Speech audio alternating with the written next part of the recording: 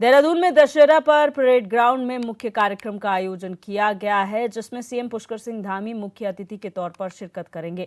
कार्यक्रम के लिए सभी तैयारियां पूरी कर ली गई हैं। दशहरा कमेटी के प्रदेश महामंत्री हरीश डोरा ने बताया कि खेल मैदान में 65 फीट ऊंचे रावण के पुतले के साथ लंका का दहन किया जाएगा। साथ ही हर बार की तरह भव्य शोभा यात्रा भी निकाली जाएगी।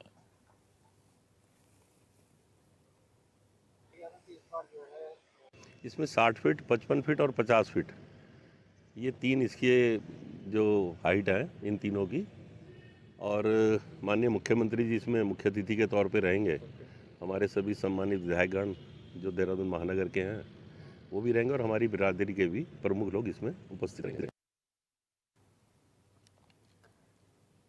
केदारनाथ विधानसभा में आगामी उपचुनाव के लिए कांग्रेस प्रदेश प्रभारी कुमारी शैलजा ने पर्यवेक्षक नियुक्त कर दिए हैं। प्रदेश प्रभारी ने उपनेता प्रतिपक्ष भुवन कापड़ी और जबरेड़ा विधायक वीरेंद्र जात्री को बड़ी जिम्मेदारी दी है। आपको बता दें कि ये पर्यवेक्षक प्रत्याशियों को लेकर आम लोगों से फीडबैक लेंगे, जिसके बाद प्रदेश कांग्रेस कमेटी पर्यवेक्षकों की रिपोर्ट को हाईकमान को भेजेगी।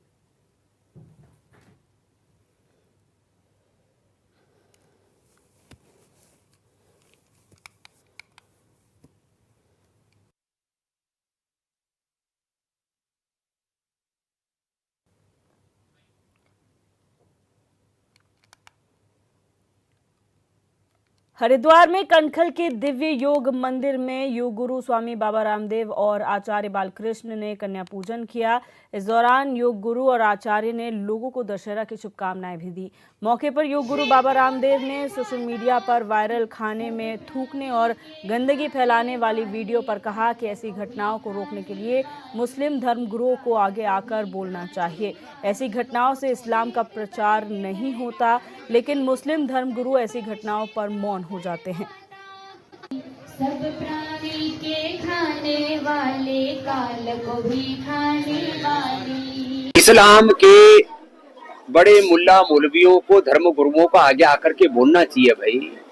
कहीं थूक दिया, कहीं मूत दिया, कहीं और गंदगी कर दी, इससे इस्लाम का प्रचार नहीं होता। इससे इस्लाम, हिंदुस्तान और इससे मुसलमान और कुरान इससे बदनाम होता है। तो मैंने पहले भी कई बार देखा कि घटनाएं हुई और अब भी बार बार हो रही हैं।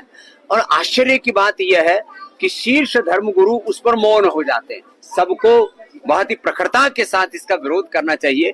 यह सभ्य मानव समाज के लिए एक बहुत ही कलंक जैसी दुर्घटना है। वहीं राजधानी देहरादून में दीपावली के त्योहार को लेकर ज्वेलरी शॉप्स में खरीदारी करने लोग पहुंच रहे हैं और हालांकि ज्वेलरी खरीदने वालों की भीड़ पिछले सालों के मुकाबले कुछ कम ही नजर आ रही है, जिसकी वजह से सोना चांदी के दामों में इजाफा बताया जा रहा है। तमाम ज्वेलरी विक्रेताओं ने ग्राहकों के लिए विशेष ऑफर भी रखे हैं, जिससे ग्राहक ज्वेलरी शॉप में पहुंचकर ज्यादा से ज्यादा ज्वेलरी खरीद सके। अब देखने वाली बात ये होगी कि त्योहार नजदीक आते ही सोने चांदी के व्यापार पर क्या असर पड़ता है।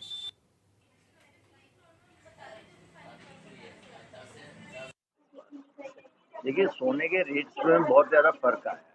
सोना और चांदी दोनों इस वक्त काफ़ी हाइट पे चल रहे हैं, पर स्टिल जो लोगों की डिमांड है और सब चीज़ है वो तो अपनी जगह है। पर यह है कि जिसने 20 ग्राम लेना है वो 10 ग्राम ले रहा है। और लाइट वेट की ज्वेलरी की बहुत ज़्यादा मार्केट में डिमांड है। तो गोल्ड के रेट्स के ऊपर जाने की वजह से अब जिसने शादी में 20 ग्राम का सेट देना है वो 10 ग्राम का देने में बिलीव कर रहा है कि चलो 10 ग्राम का देके काम तो निपटाओ। देखिए भाई साहब, ये जो टाइम होता है, इस टाइम पे चांदी का शॉपिंग तो होती है, गोल्ड की भी होती है। पर गोल्ड में इस बार हम काफ़ी अच्छी नई वैरायटी लेके आए हैं। टर्की की ज्वेलरी, साउथ की कोयम्बटूर की ज्वेलरीज है। पिछले सालों के मुकाबले इस बार मार्केट काफ़ी ज़्यादा डाउन है, क्योंकि एक तो रेट बहुत ज़्यादा बढ़ गया है सोने का, और दूसरा ये है कि रेटों में फ्लक्चुएशन बहुत ज़्यादा है। पहले फ्लक्चुएशन होता था, ठीक है, 100, 200, 150 रुपये ऊपर नीचे हुआ। अब ये हो रहा है कि सीधा 3-3, 4-4 हज़ार रुपये ऊपर नीचे हो रहा है सोना। तो उस वजह से भी काम में बहुत फर्क पड़ा। जब तक कि रेट स्टेबल नहीं होंगे और थोड़े से रेट कम नहीं होंगे, तब तक मार्केट उठ नहीं सकती। काशीपुर के मुख्य बाजार से जेबी पंत इंटर कॉलेज के प्रिंसिपल के साथ ही स्कूल का विवाद खत्म होने का नाम नहीं ले रहा है। स्कूल में आए दिन कुछ ना कुछ विवाद होता रहता है, जिसकी वजह से बच्चों की शिक्षा भी प्रभावित हो रही है। आपको बता दें कि मामला बीते दिनों का है, जहां आरोप लगाया गया कि बगल के स्कूल के कुछ लोग स्कूल के टाइम पर स्कूल के अंदर आ गए और प्रिंसिपल स्टाफ के साथ बदतमीजी करने लगे, जिसकी सूचना मिलते ही पहुंची पुलिस ने मोर्चा संभालते हुए दोनों की पक्षों की तहरीर लेकर आगे की कार्रवाई शुरू कर दी है।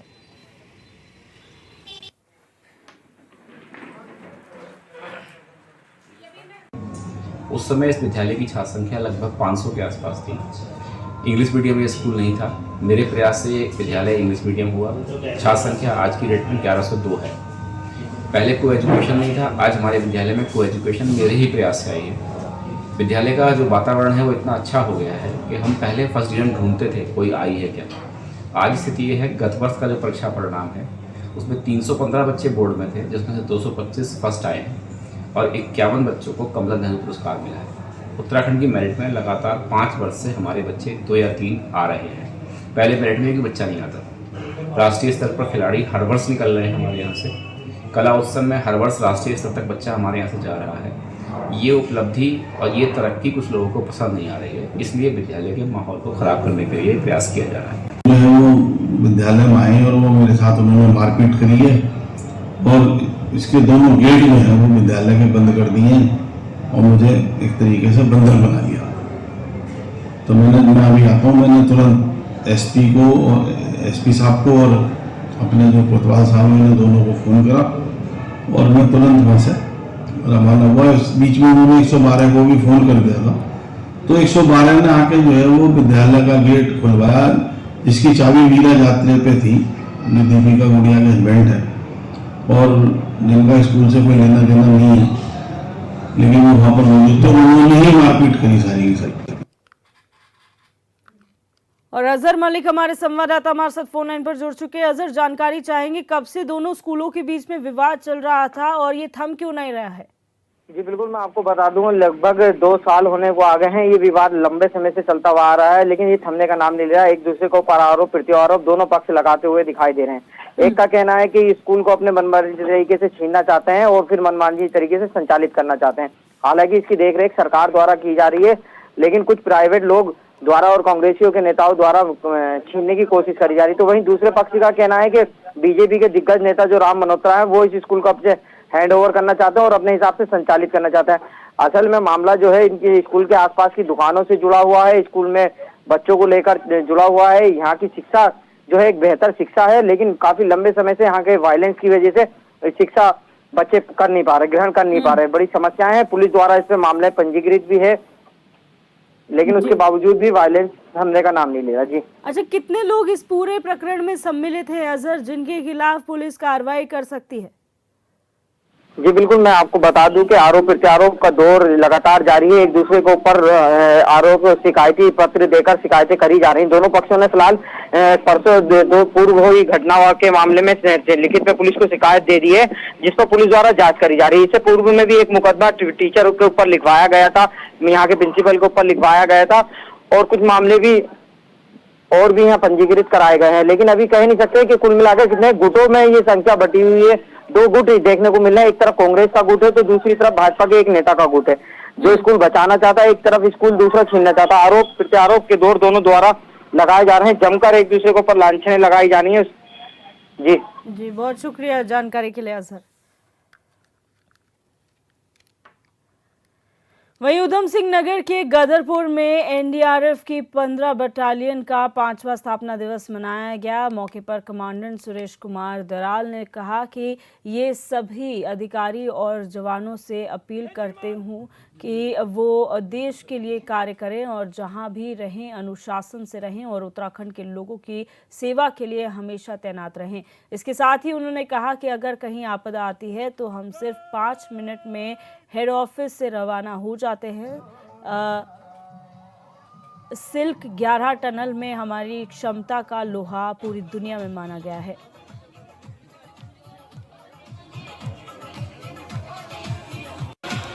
सबसे पहले तो मैं सभी जवानों को, उनके परिवारों को प्रदेशवासियों को, देशवासियों को आज विजय दिवस के उपलक्ष्य में ढेर सारी बधाई देना चाहता हूँ। साथ में जैसा कि आप जानते हैं 15वीं वाहिनी जो है वो स्थापित की गई थी उत्तराखंड राज्य के लिए, और पिछले 5 वर्षों में हमारे जवानों ने जो प्रदेश के लिए, देश के लिए काम किया है वो सर्वविदित है। चाहे वो सिलक्यारा टनल का ऑपरेशन हो, केदारनाथ एक्सिस में जो आपदा आई उसमें 13,000 से ज़्यादा लोगों की जान बचाना हो, तो हमारे जवानों ने दिन रात अपनी जान को जोखिम में डालकर प्रदेशवासियों को, देशवासियों को जोखिम से बचाया है। देहरादून की मित्र पुलिस को बड़ी सफलता हाथ लगी है, जहां पुलिस ने अंतर्राज्यीय मानव तस्करी गिरोह का पर्दाफाश करते हुए एक महिला और एक पुरुष तस्कर को गिरफ्तार किया है। साथ ही उनके कब्जे से 3 नाबालिग बच्चियों को रेस्क्यू किया है। देहरादून के एसएसपी अजय सिंह ने बताया कि देहरादून के आईएसबीटी क्षेत्र में 3 नाबालिग लड़कियां संदिग्ध अवस्था में घूमती हुई पाई गई थी, जिसके बाद पुलिस और चाइल्ड वेलफेयर कमेटी ने उनसे पूछताछ की। पूछताछ में पता चला कि ये लड़कियां अलग अलग स्थानों से दिल्ली पहुंची थी, जिसके बाद एक व्यक्ति इन्हें नौकरी दिलाने के बहाने देहरादून ले आया और पुलिस को देखकर मौके से फरार हो गया।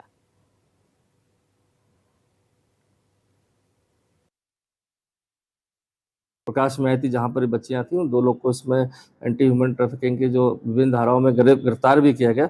अन्य लोग के बारे में भी जानकारी पता चली कि कुछ लोग इससे जुड़े हुए हैं जो बहला फुसलाकर इस तरह से उनको ह्यूमन ट्रैफिकिंग में शामिल करते हैं। उनके संबंध में जो जानकारी मिली है उसमें टीमें लगाई गई हैं और एक बार इनकी काउंसलिंग वगैरह के लिए CWC के मेंबर्स बच्चों की काउंसलिंग कर रहे हैं। काउंसलिंग उपरांत उनके क्या पते हैं, किन परिस्थितियों में ये वहाँ दिल्ली पहुंची थी, उनके परिजनों से बात हो जाए। तो ये प्रक्रिया चल रही है। प्रक्रिया उपरांत मुझे लगता है कि सभी कारणों का पता भी चलेगा और कोई और गैंग इसमें शामिल है, सदस्य शामिल है जो इस तरह के बच्चियों को ट्रैफिकिंग करते हैं और कहीं ना कहीं गलत चीजों में ढकेलते हैं, तो उस संबंध। ब्रेक के बाद आप सभी का एक बार फिर से स्वागत है। बात करेंगे बदायूं से बड़ी खबर की, जहां हेड कांस्टेबल को श्रद्धांजलि अर्पित की गई है। बड़ी खबर बदायूं से आपको बता रहे हैं, जहां पर ब्रेन हैमरेज से हेड कांस्टेबल का निधन हुआ था। एसपी और अन्य पुलिसकर्मियों ने उन्हें श्रद्धांजलि दी। आसफपुर पुलिस चौकी में तैनात थे हेड कांस्टेबल, जिनकी ब्रेन हैमरेज से मौत हो गई थी। उनके निधन पर सभी ने शोक व्यक्त किया है और उन्हें श्रद्धांजलि अर्पित की गई है। एसपी और समेत तमाम जो आला अधिकारी हैं वो उन्हें श्रद्धांजलि देने के लिए पहुंचे। ये बड़ी खबर बदायूं से आपको बता रहे हैं, जहां पर आसफपुर पुलिस चौकी में तैनात हेड कांस्टेबल की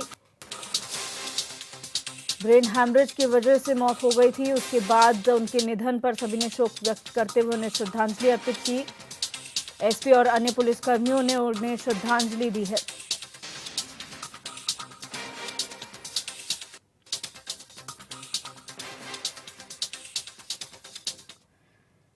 उत्तर प्रदेश में विजयदशमी के पर्व की शुरुआत हो चुकी है। वहीं मुख्यमंत्री योगी आदित्यनाथ गोरखपुर दौरे के दौरान अपनी पारंपरिक वेशभूषा में देव विग्रहों की पूजा करते हुए नजर आए। सबसे पहले उन्होंने गुरु गोरखनाथ का पूजन अर्चन किया। इस मौके पर सीएम के साथ कई साधु संत मौजूद रहे।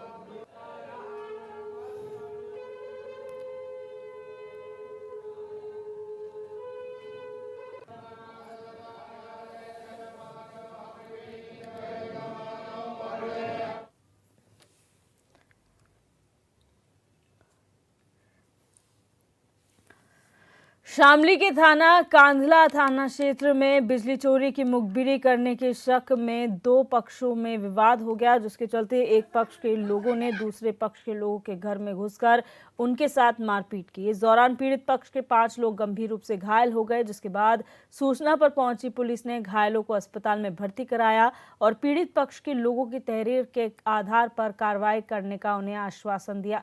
फिलहाल पुलिस आरोपियों की तलाश कर रही है।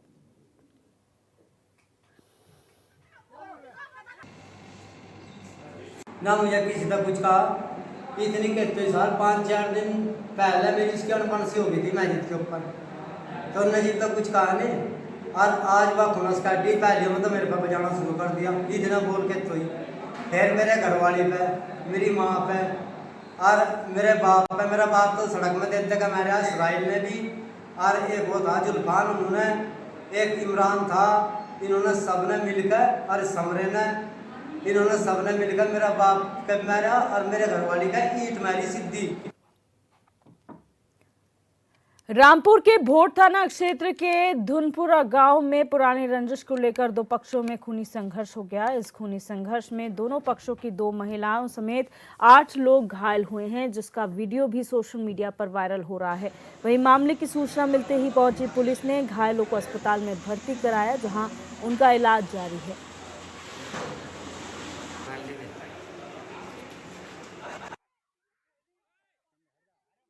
4-5 लोगों ने किया था। कितने लोग घायल हैं आपके? इन्होंने हम 5 लोगों पर हमला किया, कम से कम 8-10 लोग थे। 10 लोगों ने 5 लोगों को घायल किया जी। किस चीज़ से मारा है? ये इन पर डंडे थे, पत्थर मारी इन्होंने। पथराव हुआ है गाँव में? जी। पुलिस में सूचना दी? मैंने पुलिस को फ़ोन करा था, दरोगा जी आए थे, अब वो विवेचना कर रहे हैं। और मतलब ये दोनों तरफ से कितने घायल हैं सर? उधर का मुझे मालूम नहीं है। आपकी तरफ के 5 घायल हैं। अब बात करेंगे इटावा से खबर की, जहां बसरेहर थाना के सिरसा गांव में फांसी पर लटका एक व्यक्ति का शव मिला। मृतक जसराम का शव गांव के पास सब्जी बाजार के टिन शेड में फांसी पर लटका हुआ मिला। सूचना मिलते ही मौके पर पहुंची पुलिस और फॉरेंसिक टीम शव को पोस्टमार्टम के लिए भेजकर घटनास्थल से साक्ष्य जुटाने में जुटी हुई है। परिजनों ने गांव के ही लोगों पर हत्या का आरोप लगाया है। परिजनों ने बताया कि मृतक व्यक्ति की भंडारे के दौरान गांव के ही युवकों से लड़ाई हुई थी और उन्होंने सुबह तक उसे जान से मारने की धमकी दी थी। लेटी थी, मुझे बुखार था, तो 2-3 लोग आए, उन्होंने पापा का नाम लेके बुलाया उनको। मुझे पता नहीं कौन था, लड़ाई हो गई थी शाम को। उन्होंने कहा सवेर बताएंगे, इसे मारेंगे हम। और पापा को लेके चले गए, मैं क्या जानूं कौन था। फिर मैं सो गई। सर पापा, मुझे बुखार था तो पापा ने कही कुछ काम मत करना, मैं खुद कर लूंगा आके। मेरी बहस भी आई। फिर हम सो के उठे, चच्चू आए मेरे के, पापा कहाँ है? हमने की नहीं। मेरे चाची गई थी लैट्रिन करने में, तो उन्हें चक्कर आ गई देखते ही खन, तो उन्होंने बताया कि कोई टंगा है बाजार घर से। फिर मैंने देखा जाकर तो सरवन पे ही आते मेरे पापा। धरती पे पैर लगे और शाम को लड़ाई हुई थी। पहले शाम को बोला था कि मारेंगे, इसे छोड़ेंगे नहीं। शाम को झगड़ा हुआ? हाँ। किस बात को लेकर झगड़ा हुआ था? किससे हुआ था? कोई बात नहीं, झगड़ा करने का विवाद जगह से जोरा भरी किया हम लोगों का। जब खाना चल रहा था तो और बिरादरी का क्या मतलब था वहाँ खड़े होने का, और वो भी रात के 10 बजे। तो वहाँ उन्होंने झगड़ा किया था? हाँ, मारा भी था पापा को। फिर उसके बाद क्या हुआ? फिर उसके बाद बोला सुबह देखेंगे, इनको छोड़ेंगे नहीं। और सुबह जब लेटर करने आई लेडी तो उन्होंने देखा लटके थे, तो हम लोग देखने गए। सुबह कितने बजे जाना आपने? 6 बजे। 5:15 बजे। तो रात भर आपके पिताजी घर पर नहीं थे, तो आपने ढूंढा तलाशा नहीं उन्हें? सिर्फ मेरी बहन छोटी पढ़ती थी साथ में, मम्मी थी अपनी बहन के यहाँ गई थी। हाँ, घेरा पे भैंस बनती है, तो छोटी बहन थी और कल पूरे दिन इधर उधर काम करने में लगी रही, इसलिए सो गई होगी।